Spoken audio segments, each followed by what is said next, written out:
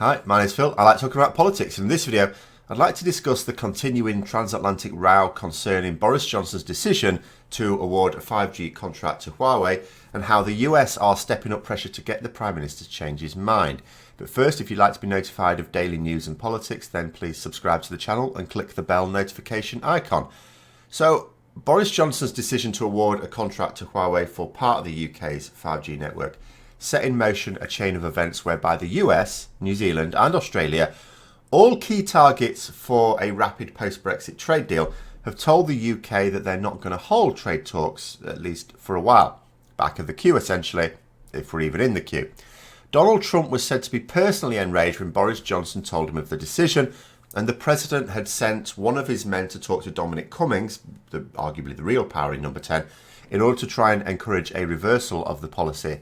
That meeting apparently took place yesterday. I don't know details of what has happened as yet. Now, in trying to understand exactly what's going on, it would be helpful to know what was going through Boris Johnson's mind when he made the decision. That the US would react in the way it did was blindingly obvious, and that New Zealand and Australia also did so was at least not surprising. So did Boris Johnson know what reaction his decision would be met with? People surely told him. In fact, I know they did.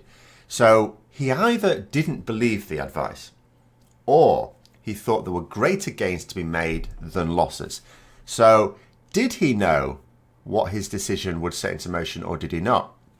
If he didn't, if he was genuinely taken aback by the reaction, then there will certainly be scope for him to change his mind. And you would think pretty rapidly. Just the fact that Donald Trump has dispatched someone to persuade Dominic Cummings to change his Prime Minister's mind is telling. It means that the US, takes this very seriously. It cares a great deal about the matter. But that Boris Johnson himself didn't, as far as I can tell, attend that meeting with this official might also indicate that he's not attaching that much importance to the matter, which would only make sense if he knew what the reaction would be and didn't care because he thought he was still doing what was best. When I say what was best, I don't necessarily mean for the country, I mean for him. Or perhaps Johnson knew that he wasn't going to get his quick trade deal with the US anyway. You know, the way the news emerged was Johnson makes his decision, then the US says, actually, it's more important that we talk with the EU for trade deals, not so much the UK. That's going to take a while. We don't really know what the situation is there. Let's just leave that a while.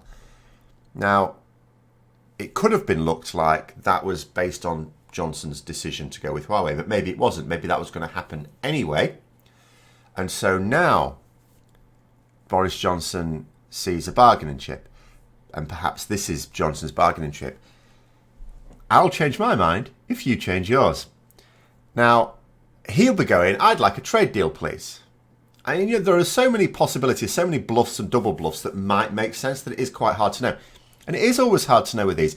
Boris Johnson and Donald Trump, you've got two men here who are not only disingenuous, which always makes real motivations tricky to see, but they're also famous for not caring about details or long-term plans. They're creatures of instinct, and that means they will twist and turn as new events unfold without any thought for the consequences. On the face of it, the main consequence of the UK's awarding of a partial contract to Huawei is that the US is threatening to withhold security cooperation. Other members of the Five Eyes may follow suit and become just the Four Eyes.